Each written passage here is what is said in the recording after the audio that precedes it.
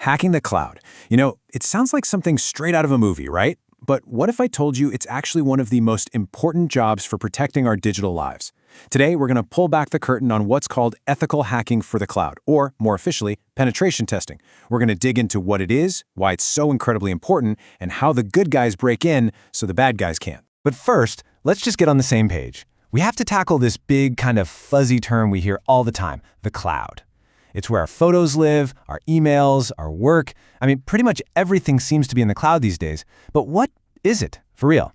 And here's the big secret. It's not magic. It's really that simple.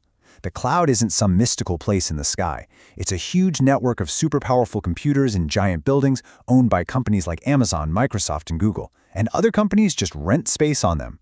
It's super powerful, super convenient, but as we're about to find out, that convenience can come with some really specific security headaches. So, here's our game plan for this explainer. We'll kick things off with the basics. What is cloud pen testing?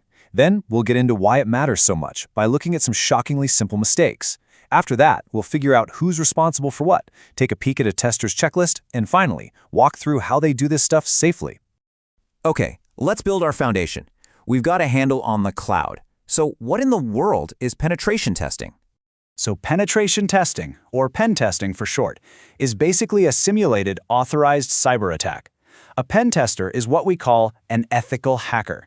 They use the exact same tools and mindset as a real attacker, but, and this is the most important part, they have written permission. Their whole goal isn't to cause trouble, it's to find the security holes so the company can seal them up. And now, let's just put those two ideas together. Cloud penetration testing is just applying that same ethical hacking idea to cloud services, like AWS, Azure, or Google Cloud. A company literally hires a security pro to try and break into their cloud setup. The tester gives them a report on what they found, and the company uses it to get stronger. Think of it like a security checkup. Okay, so why is this even a thing? You'd think these giant cloud companies have everything locked down like Fort Knox, and they do. But the security of the platform is only half the story. The other half is how you use it. And it turns out it is shockingly easy to make tiny mistakes that leave the front door wide open. And we're not talking about some super genius level hacking here. We're talking about the absolute basics. Leaving your data storage open to the public? That's like leaving a filing cabinet full of secrets on the sidewalk. Giving every single user admin permissions? That's like making a copy of the master key for everyone in the building. These are the simple slip-ups that real hackers are looking for every single day. So, picture this. A company stores all its customer data in the cloud. An employee uploads a new file, but they forget to check one tiny box, the one that says private. And just like that, with one misclick, that data is now public. Anyone on the internet who stumbles across the link can download the whole thing. And that's how a huge data breach begins. Or how about this one? A developer's login gets stolen? It happens. But this developer was given what we call God mode permissions. They could do anything. Delete servers, change the whole system, you name it. Well, guess who has those powers now? The attacker. And they can bring the whole company to a grinding halt. This is exactly why managing permissions is so critical. And finally, there are APIs. These are the messengers that let different applications talk to each other. Now, if an API that dishes out user data doesn't check who's asking for it, an attacker can just walk up and say, hey, give me all your customer data, and the API will just hand it over.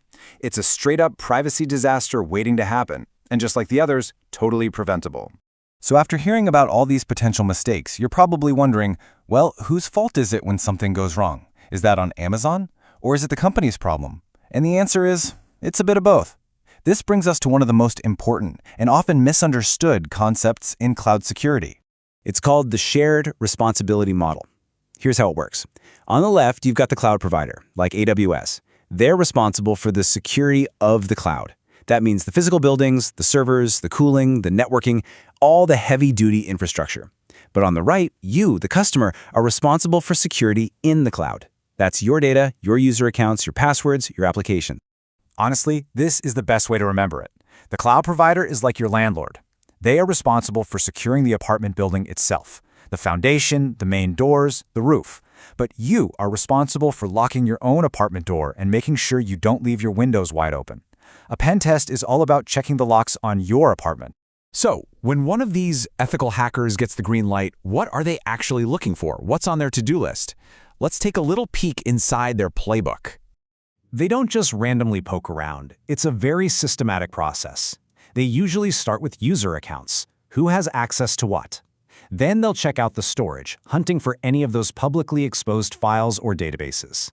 After that, they test the actual applications and APIs, then scan the network for open digital doors. And finally, they check if anyone's even watching the security cameras, so to speak. Is logging and monitoring even turned on? So here's a real-world example.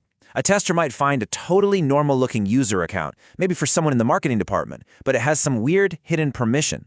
With a few clever moves, they can show how that one low-level account could be used to gain enough power to delete an entire database. Yeah, finding that before a bad guy does is priceless.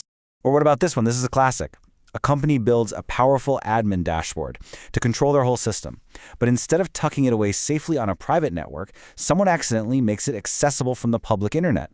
A pen tester will find that open door and flag it as a massive, critical risk, because it's basically a welcome mat for attackers to come in and take over. Okay, by now it should be super clear how important this stuff is. But you might be thinking, how do they do this without just breaking everything? This isn't some chaotic smash and grab job. It's a very professional, highly structured process that's designed from the ground up to find problems without causing any damage. It follows a really clear 5-step plan. Step 1, the most important one, is permission. Everything is in writing, signed off. No surprises.